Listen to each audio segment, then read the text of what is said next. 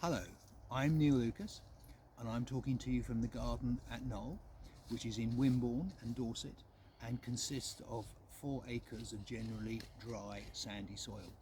Now Knoll Gardens is mostly known for the grasses and perennials in recent times, but in fact it is John May we have to thank in the 1970s who planted some of the magnificent trees that create the structure and the background that we have in the garden today. So for example, there's this rather wonderful canoe bird, Specula papyrifera here, and of course there are also some rather magnificent specimens of the Quercus phellus, which is the willow oak, and of course the sequoia, the giant redwoods, which are quite fantastic and create a fantastic structure for our grasses and the garden today.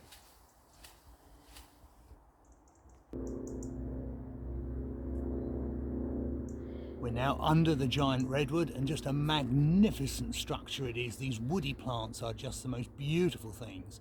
This fabulous bark, which is quite soft to the touch, at least for a big tree. And in this particular instance, we have left the immediate base surrounding the tree empty. But as you can see off to the right-hand side, we have Anomamphylla lessoniana, which is a beautiful shade-tolerant grass that works very well in these situations.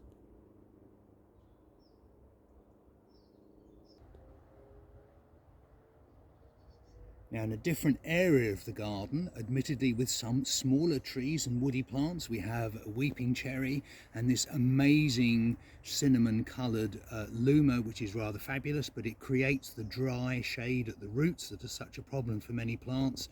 The Liriope muscari, the dark green, works beautifully under it. And as we move round and pan onto this Carex Evergold, this is just such a fabulous sedge. Carex Evergold has probably been in for about a decade and has hardly had any maintenance. Very dry conditions, never sees the sun, is a superb easy care plant.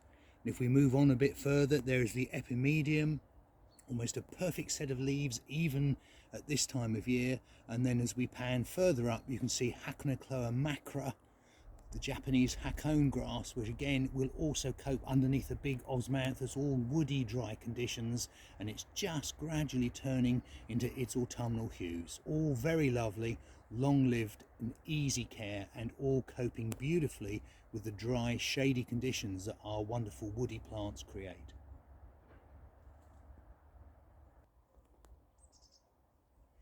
We've now moved to our long walk, which is in generally sun, and off to the left here there's a rather lovely young but beautiful specimen of Magnolia Macrophylla, the largest leafed magnolia. It's deciduous, as you can see. It has wonderful fruits and flowers in about midsummer. Down below, because it creates those dry root zone conditions again like any of these large trees, is Symphytum. This particular one is Norwich Sky, absolutely beloved of bumblebees. Early in the season, it creates impenetrable weed-proof cover that provides lots of flower in the spring, and then the rest of the year, while the magnolia is doing its thing, it sits quietly as beautiful evergreen ground cover.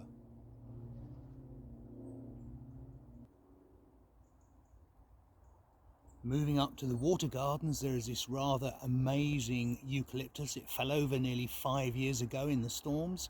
It saw no reason not to continue growing, just growing sideways. We leave it and it looks absolutely fabulous.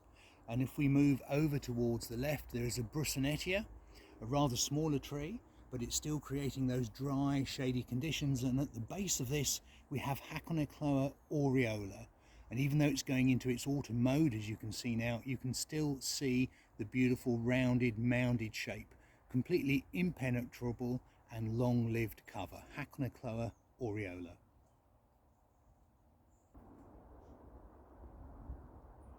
At the top of our garden, where there are even more trees and more dry shade, we have some fabulous specimens, but Carex Evergold is one of the most tough, durable, and dare I say almost impossible to kill plants that I've ever come across. So if you really are struggling with dry shade under trees within the root zone, try Carex Evergold.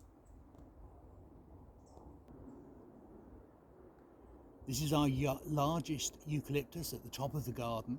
It's a little bit more open.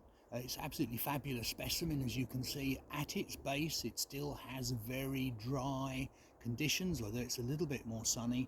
And what we've used here is Carex arenaria, which is actually a beech sedge, but is creating a beautiful meadow in a semi-sunny but still very dry condition. And if you can see, the sedge is growing right up to and around the very base of the tree. So it is a really tough and very beautiful UK native sedge.